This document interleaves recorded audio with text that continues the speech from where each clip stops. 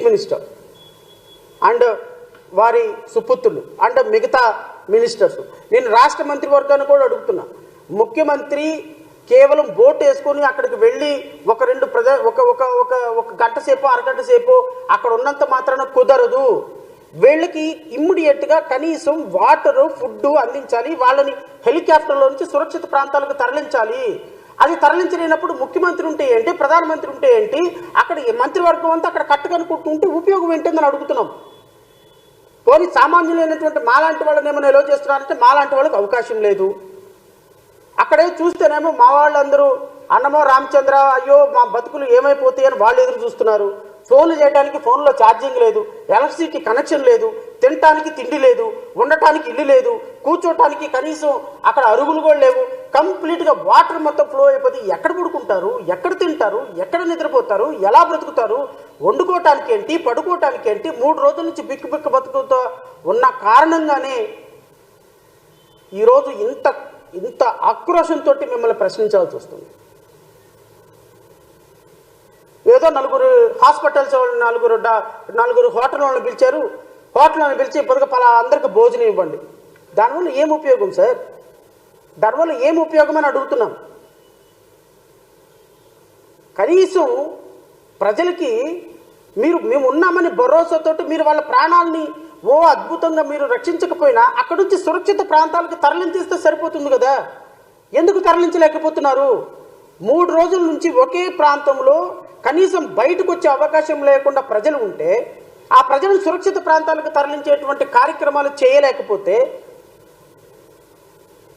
దీన్ని ప్రభుత్వాన్ని ఎలా అనగలం, మెకానిజం మనం ఎలా అనగలం? ఇంతమంది వేల మంది ఇంకా మన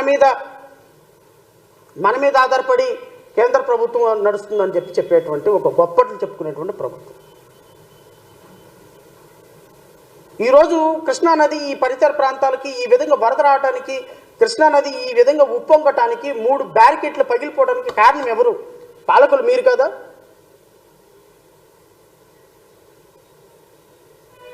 మీ అనాలోచిత నిర్ణయాలు కావా? ఇదిగో కరకట్ట మీద ఉన్నటువంటి అక్రమ కట్టడాలు లిస్ట్ ఇది. నేను ముఖ్యమంత్రి గారిని అడుగుతున్నా, మీరు ఇంకా అక్రమ కట్టడంలో నివసించి మీరు మిగతా వాళ్ళకు కూడా మీరు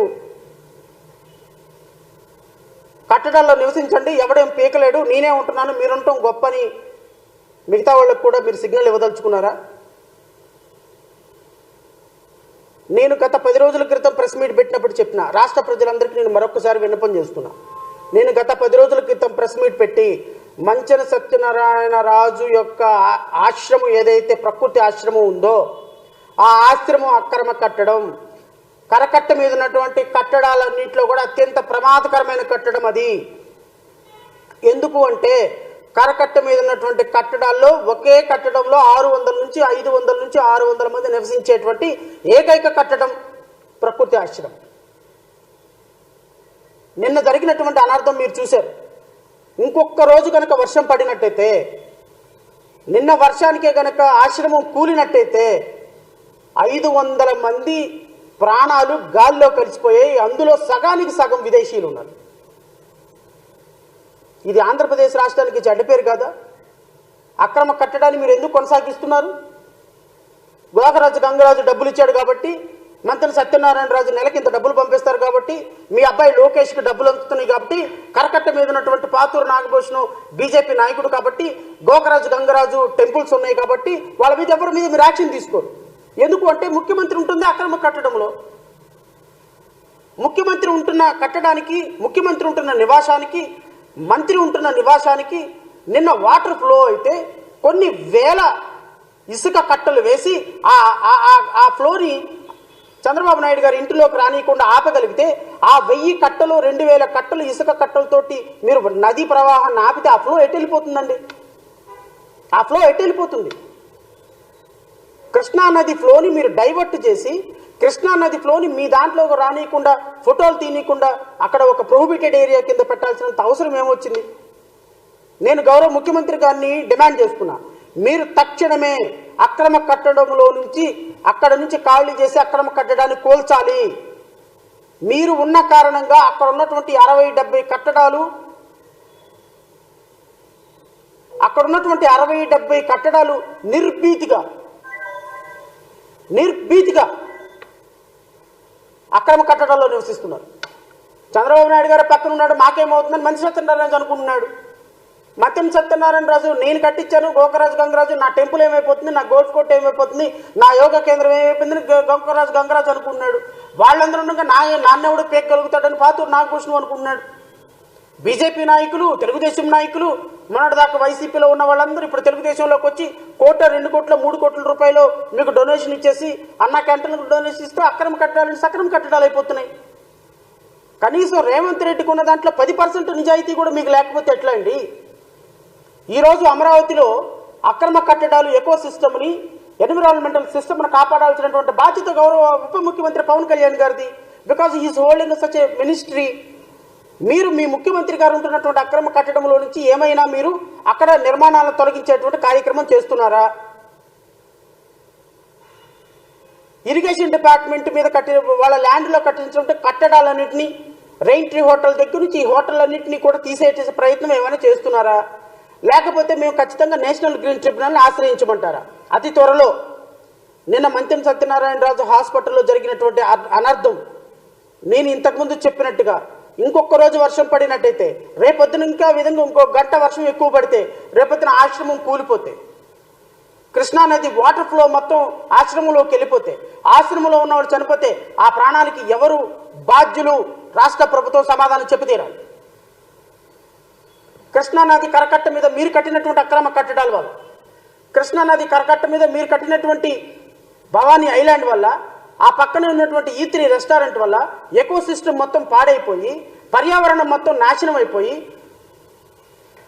ప్రకాశం బ్యారేజీకి వాటర్ ఫ్లో ఎక్కువైపోయి, బఫర్ జోన్లో నుంచి రావాల్సినటువంటి వాటరు FTL లెవెల్కి తగ్గిపోయి బఫర్ జోన్లోకి వెళ్ళిపోయి, బఫర్ జోన్లోకి వెళ్ళి వాటర్ స్ప్రెడ్ అవ్వాల్సిన పరిస్థితుల్లో బఫర్ జోన్ మాత్రం మీరు ఆక్రమించేసి ఆ వాటర్ ఫ్లోని ముందుకు తోస్తున్నారు. Because of that it overflow అయిపోతుంది కృష్ణానది. మీరు ఎక్కడి నుంచో వచ్చేటువంటి వరద నీరుని కృష్ణానదిలో కలపకుండా వరద ఉధృతిని తగ్గించడానికి మీ దగ్గర ప్రణాళిక లేదు. వచ్చేటువంటి వరదని న్యాచురల్గా ఫ్లో అయ్యి బఫర్ జోన్లో వాటర్ని స్ప్రెడ్ అయ్యేదానికి అవకాశం లేదు. బఫర్ జోన్ మొత్తాన్ని ఆక్రమించేసి కట్టడాలు కట్టేశారు. విలాసవంతమైనటువంటి 100 కోట్ల రూపాయలతోటి బిజినెస్ చేస్తున్నారు. కృష్ణానది ప్రవాహం తట్టుకోలేక గేట్లు పగిలిపోతున్నాయి. గేట్లు పగిలిపోయి అవన్నీ కూడా ప్రజలకి నివాస ప్రాంతాల్లోకి వచ్చేస్తుంటే, ఒక జాకెట్ ఒకటి వేసుకొని, ఒక పడవ వేసుకొని ముఖ్యమంత్రి వెళ్ళిపోయి, ఆ ముఖ్యమంత్రి గారు అద్భుతమైనటువంటి గ్రీకు వీరుడు రాకుమారుడు అని మీ మీడియా చూపించుకుంటా ఉంటే, ప్రజలేమో అన్నమోరు రామచంద్ర ఒకసారి యూట్యూబ్ ఓపెన్ చేయాలంటే భయం వేస్తుంది. పచ్చి బూతులు తిడుతున్నారు చంద్రబాబు నాయుడిని, ప్రభుత్వాన్ని. ఏమైపోయినారు నాకు అర్థం కావటంలో వీళ్ళు. మంత్రులు ఏమైపోయినారు, ఉప ముఖ్యమంత్రి ఏమైపోయాడు, ఎమ్మెల్యేలు ఏమైపోయినారు, 164 మంది ఎమ్మెల్యేలు ఏమైపోయినారు, ఎవడు ఒక్కడు కనిపించడంలో నాకు అక్కడ. ఎవరో ఒకళ్ళు ఇద్దరు ఎమ్మెల్యేలు నుంచి ఉంటున్నారు, ఒక ఫోటోలు దిగుతున్నారు 4, వెనకాల నుంచి లీడర్ అనే ఒక ఫోటో, ఒక పాట పెట్టుకుంటున్నారు, వెళ్ళిపోతున్నారు. 1 గంట 1 గంట కూర్చుంటాం, మమ అనిపించుకోవటం, వెళ్ళిపోవటం. It is the kind of activity that you people are doing. మేము ఇప్పుడు ప్రశ్నించే స్థాయిలోనే ఉన్నాం, మేము హెల్ప్ చేసే స్థాయిలో లేము. Because your people are not allowing us. మేము ఏం చేయగలుగుతాము? 4 ఆహార పొట్లాలు తీసుకుని వెళ్ళి 1 కేజీ కూరగాయలు తీసుకుని ఎవరికొకరికి ఇవ్వగలం. నేను చెప్తే కలెక్టర్ పనిచేయడే, నేను చెప్తే SP పనిచేయడే, నేను చెప్తే కేంద్ర ప్రభుత్వం హెలికాప్టర్ పంపించదే, నేను చెప్తే ఒక 100 మంది హోటల్ వాళ్ళు పలహార పొట్లాలు తెచ్చరే. మీరు చేయగలిగినారు బికాజ్ యూఆర్ హోల్డింగ్ పవర్. మేము చేయగలిగిందల్లా మిమ్మల్ని ప్రజాస్వామ్యబద్ధంగా మిమ్మల్ని ప్రశ్నించడం మేము చేయగలిగిన పని. బికాజ్ ప్రజలు మాకు పవర్ ఇవ్వలేదు కదా, ప్రజలు పవర్ ఇచ్చింది మీకే. 300 మంది గన్మ్యాన్లో పెట్టుకుని వెళ్ళేది మీరే, మేము కాదు కదా. సో అక్రమ కట్టడాలను కొనసాగిస్తున్నటువంటి అక్రమ ముఖ్యమంత్రి సక్రమంగా నిర్ణయాలు తీసుకునే స్థాయి మీకు ఎక్కడుంది? ఆయన చూస్తేనేమో ఇది గెస్ట్ హౌస్, నేను ఆయనకి ఇచ్చేసాను, ప్రభుత్వానికి ఇచ్చేసాను, నాకు సంబంధం లేదంట. మీరు చూస్తేనేమో నాకేం సంబంధం లేదు, మేము వద్దీ కడుతున్నాం అని అంటారు. ఆయన మీ గెస్ట్ హౌస్లు చూస్తేనేమో ప్రభుత్వం అక్రమ కట్టడం అని నోటీసులు ఇస్తుంది. మీరేమో దాని మీద ఏ విధమైనటువంటి చర్యలు తీసుకోరు. ఒక పక్క సిఐడి ఏమో ఈ ప్రాపర్టీ అక్రమ ప్రాపర్టీని అటాచ్ చేస్తుంది. సో ఇన్ని అక్రమాలకి కారణం మీరు నివసిస్తున్నటువంటి అక్రమ కట్టడం మాత్రమే. మీ నివసిస్తున్నటువంటి ముఖ్యమంత్రి నివసిస్తున్న అక్రమ కట్టడం కారణంగా ఆ చుట్టుపక్కల ఉన్నటువంటి 60 అక్రమ కట్టడాలు కూడా నిర్భీతిగా కొనసాగుతున్నాయి. జై భీమరావు భారత్ పార్టీ దీన్ని పూర్తిగా ఖండిస్తుంది. అక్రమ కట్టడాలపై జై భీమరావు భారత్ పార్టీ ఖచ్చితంగా ఒక స్పష్టమైన ప్రణాళికతో ముందుకు వెళ్ళబోతుంది. నేను మొదటే ప్రకటించాను, మా పార్టీ కార్యకర్తలందరూ కూడా అక్రమ కట్టడాల యొక్క ఇన్ఫర్మేషన్ తీసుకుంటున్నారు. హైదరాబాద్లో హైడ్రా తరగాలో ఆంధ్రప్రదేశ్ రాష్ట్రంలో కూడా ఒక వ్యవస్థను ఏర్పాటు చేస్తామని మున్సిపల్ మంత్రి నారాయణ ప్రజలకు ఇష్యూరెన్స్ ఇచ్చున్నారు. అక్రమంగా గుడులు నిర్మించిన, కట్టడాలు నిర్మించిన, అక్రమంగా ఏ విధమైనటువంటి కోర్టులు నిర్మించిన, గెస్ట్ హౌస్లు నిర్మించిన, బిల్డింగ్ పర్మిషన్ లేకుండా ప్రభుత్వం కదా ఎవడు మమ్మల్ని పేకలేళ్ళే అని ఎవడు నివసించినా, ఎవడు పర్మిషన్ తీసుకోకుండా బిల్డింగ్లు కట్టినా, హోటళ్ళు కట్టినా, హాస్పిటళ్ళు కట్టినా, బిల్డింగ్లు కట్టినా, నివాస ప్రాంతాలు కట్టినా, చెరువులు ఆక్రమించి కట్టినా, నాలాలు ఆక్రమించి కట్టినా, బఫర్ జోన్లను ఆక్రమించి కట్టినా, కృష్ణానది పరివాహ ప్రాంతంలో ఎకో సిస్టమ్ని డిస్టర్బ్ చేస్తూ కట్టినా ఖచ్చితంగా రాష్ట్ర ప్రభుత్వం వాటి మీద పూర్తిగా చర్యలు తీసుకోవాలని జై భీమరావు భారత్ పార్టీ డిమాండ్ చేస్తుంది. ఎందుకు అంటే ఈరోజు విజయవాడలో జరిగినటువంటి విపత్తి దానికి ఒక ప్రత్యక్ష కారణం. ప్రకాశం బ్యారేజీ డ్యామేజ్ అవడానికి దానికి ప్రత్యక్ష కారణం. ఇక్కడికి వచ్చేటువంటి వాటర్ ఫ్లోని నియంత్రించలేని పరిపాలకుల అజ్ఞానం, పరిపాలకుల ముందు చూపుతనం లేని ఒక దుర్మార్గకరమైనటువంటి పరిస్థితి దానికి కారణం.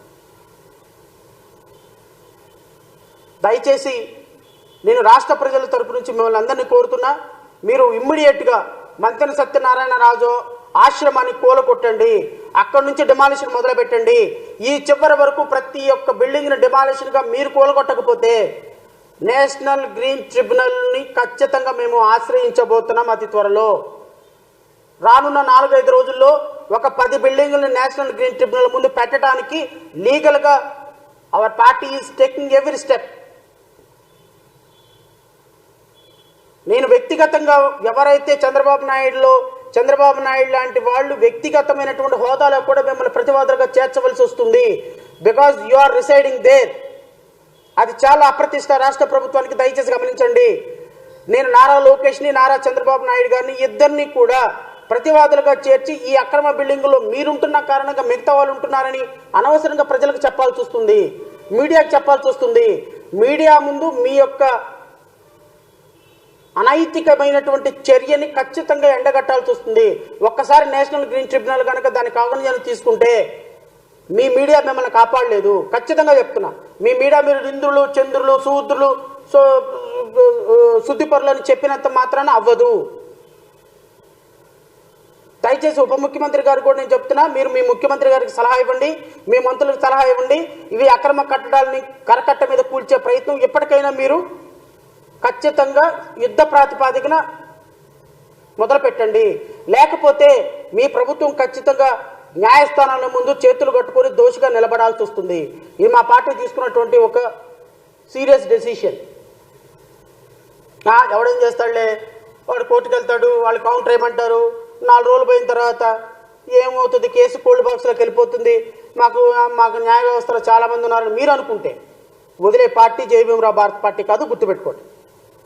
నేను మళ్ళీ చెప్తున్నా, ఈ వరద ఉధృతి తగ్గిన తర్వాత న్యాయస్థానంలో పోరాటం చేస్తాం, రోడ్డు మీదకి వచ్చి నిరాహార దీక్షలు కూడా చేస్తాం. నేను మళ్ళీ చెప్తున్నా, నొక్కి ఒక్కడి చెప్తున్నా. నేను అక్రమ కట్టడాలు కరకట్ట మీద కోల్చకపోతే 10,000 మందితోటి ఖచ్చితంగా అక్కడ దీక్ష చేస్తాను. మా పార్టీ ప్రతి ఒక్క కార్యకర్తలు, ప్రతి ఒక్కళ్ళు కూడా ఆ కరకట్ట అక్రమ కట్టడాల మీద ఖచ్చితంగా జులుం చూపిస్తాం. మేము ఆ కట్టడాల ముందు నిరాహార దీక్ష చేస్తాం. ఆ కట్టడాలను కూల్చేసే వరకు ప్రభుత్వం మీద పోరాటం చేస్తాం, న్యాయ పోరాటం చేస్తాం, మీడియా పోరాటం చేస్తాం, అవసరమైతే ప్రజా పోరాటాలు కూడా చేస్తాం. అన్ని సంఘాలను కలుపుకుంటాం, అన్ని రాజకీయ పార్టీలు ఏముంది, నా బొంద అన్ని మీ దగ్గరే ఉన్నాయి. కలిసి వచ్చే రాజకీయ పార్టీని కలుపుకుంటాం. ఖచ్చితంగా అక్రమ కట్టడాల మీద కొరడా రూపించాల్సిందే ప్రభుత్వం, లేదా న్యాయస్థానాలకు సమాధానాలు చెప్పాల్సిందే. మేము ఈరోజు మీ పాపాల వల్ల కదే ఈ విధంగా కూలిపోతుంది. ప్రకాశం బ్యారేజ్ ఈ విధంగా కూలిపోవడానికి కారణం మీ పాపాల వల్ల కదా, మీరు కట్టిన అక్రమ కట్టడాల వల్ల కదా, మీరు నాశనం చేసిన ప్రకాశం బ్యారేజ్ వల్ల కదా, కృష్ణానది ఎకో సిస్టమ్ మొత్తాన్ని కూడా, పరివాహ ప్రాంతాన్ని మొత్తాన్ని కూడా కబ్జా చేసి వందల కట్టడాలు కట్టబట్టి కదా ఈరోజు కుంగిపోయింది కృష్ణానది. కృష్ణానది న్యాచురల్ ఫ్లో అవ్వకుండా కుంగిపోవడానికి కారణం మీరు కట్టిన కట్టడాల వల్ల కదా, బఫర్ జోన్ ఆక్రమించడం వల్ల కదా.